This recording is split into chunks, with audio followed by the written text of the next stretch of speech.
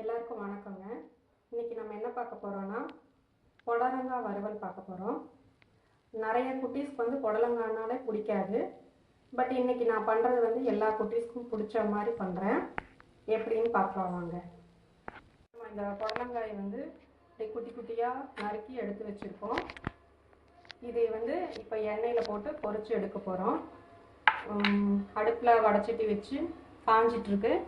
காஞ்ச பின்னாடி நீங்கள் என்ன எண்ணெய் யூஸ் பண்ணுறீங்களோ அதை ஊற்றி கொஞ்சம் இது முங்குற அளவுக்கு ஊற்றிக்கோங்க. இது கொஞ்சம் வறுபட்டோன்னா எடுத்துட்டு நம்ம மிளகாத்தூள் உப்பு போட போகிறோம். ஓகேங்களா? இது எண்ணெயில் போட்டு கொஞ்சம் லோ ஃப்ளேமில் வச்சுக்கோங்க. இப்படி 2-3 தடவை திருப்பி விட்டிங்கன்னா சீக்கிரம் குயிக்காக 10 மினிட்ஸில் ஆயிடுங்க. உங்கள் குட்டீஸ்க்கு எல்லாம் ரொம்ப பிடிக்கும். ரொம்ப பிடிச்ச டிஷ் ஆயிடும் இது. இப்படி கொஞ்சம் கலரி விட்டுட்டே இருங்க.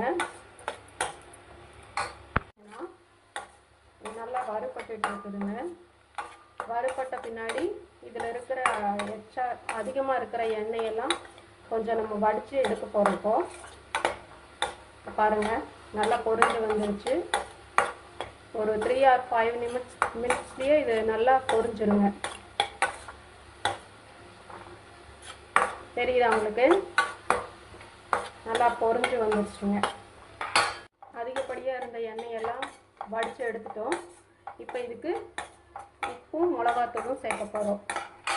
நான் என்ன உப்பு யூஸ் பண்ணுறேன்னா இமாலயன் சால்ட்டுன்னு சொல்லுவாங்க இல்லையா, அதுதான் யூஸ் பண்ணுறேன். நீங்கள் என்ன உப்பு போடணும்னு நினைக்கிறீங்களோ போட்டுக்கலாம். உங்களுக்கு காரம் எவ்வளோ வேணும்னு பார்த்துட்டு அதுக்கு தகுந்த மாதிரி போட்டுக்கோங்க. நான் இங்கே காரம் கம்மியாக சாப்பிட்றதுனால கம்மியாக தான் போட போகிறேன்.